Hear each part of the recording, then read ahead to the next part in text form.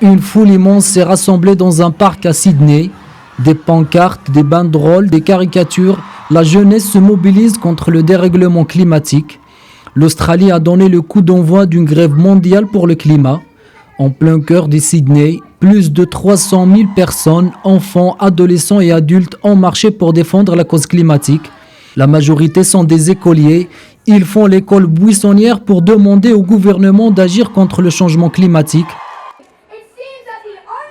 Il semble que les seuls qui passent à côté de l'histoire, ce sont les membres de nos gouvernements. Une mobilisation qui prend différentes formes à travers le monde. À Berlin, ces manifestants se tenaient debout avec une corde autour du cou sur des blocs de glace devant la porte de Brandenburg.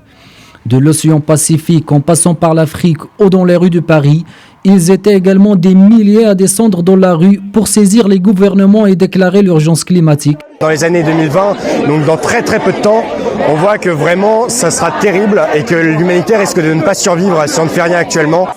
Au total, ce sont plus de 5000 événements à travers la planète. Il s'agit de l'une des plus grandes mobilisations jamais organisées en faveur du climat.